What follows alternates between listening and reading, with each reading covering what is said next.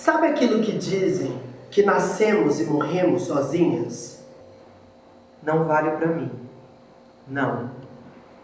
Nasci gêmea. Eu e um irmão, idênticos, univitelinos. Desde muito cedo, tive-me de haver com algo que só duas crianças gêmeas têm ideia: o apagamento da identidade. De modo que não seria errado afirmar que toda a história de meu devir identitário foi caracterizado pela luta em distinguir-me do meu irmão gêmeo. Assim, eu assumi rapidamente a identidade da rebeldia, sendo assim chamada a do contra, a rebelde. Mamãe jamais compreendeu que não eram apenas as cores que nos diferenciavam. Mesmo os modelos diferentes não me cabiam. Era a minha identidade em eterno borrão, diante dos muitos provadores de roupas que passei. A identidade a mim negada era gêmea do ódio ao meu corpo gordo. Aos 9 anos, assisti ao filme Os Batutinhas, em que uma criança respondia à pergunta de outra: qual a diferença entre menino e menina? Meninos têm pênis e meninas têm vagina.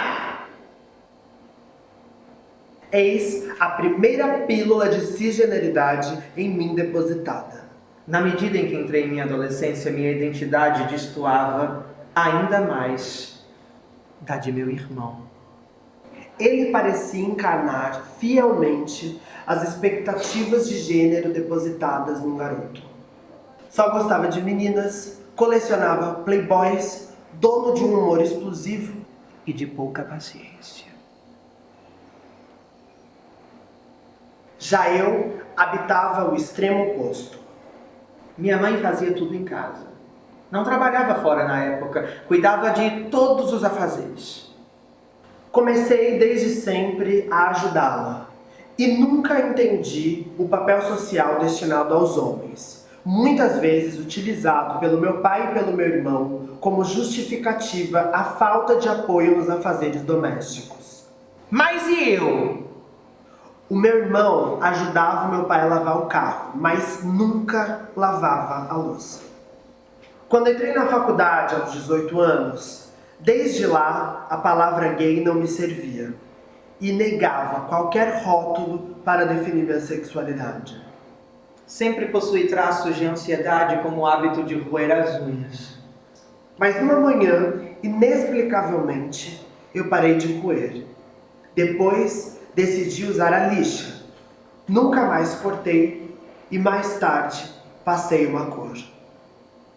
Sozinha e silenciosa eu fui construindo e inventando possibilidades.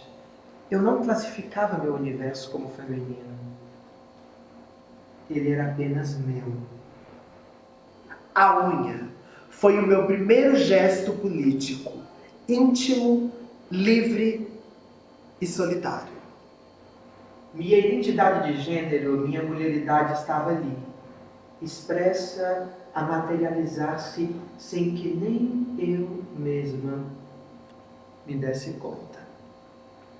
E com elas enfrentei com receio, mas também com firmeza a todos os questionamentos que vieram. Foram muitas as tentativas de tirar a legitimidade das minhas experimentações de gênero, da família ao trabalho e amigos. Pois a ordem de gênero, a verdadeira política de gênero, se materializa assim. Agem como sensores. 2 anos após as unhas aparecerem em minhas mãos, compreendi sua relação com a minha identidade e hoje as ostento, como representação legítima de meu empoderamento enquanto mulher trans. Enquanto pertencente a uma população que diariamente precisa escavar sua identidade e que também todos os dias se abate por conta das violências que nos remetem por termos atravessado as expectativas que depositam em nós. Enquanto habitei o não lugar de gênero, não incomodava. Enquanto, como diz Clarice, guardei o grito em segredo inviolável, ok. Mas assustamos as normas com o grito de alarme de estar vivas. Vivas. Vivas. Minha primeira transfobia fora de fato a ausência de referenciais positivos do que eu realmente era, sem saber que era possível sê-lo.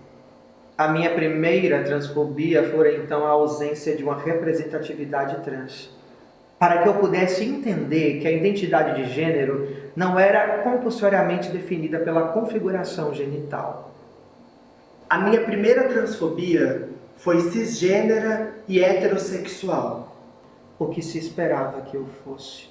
O gênero que nunca me coube. Nunca me pertenceu. E nem se eu fosse completamente reformada, ainda não me caberia.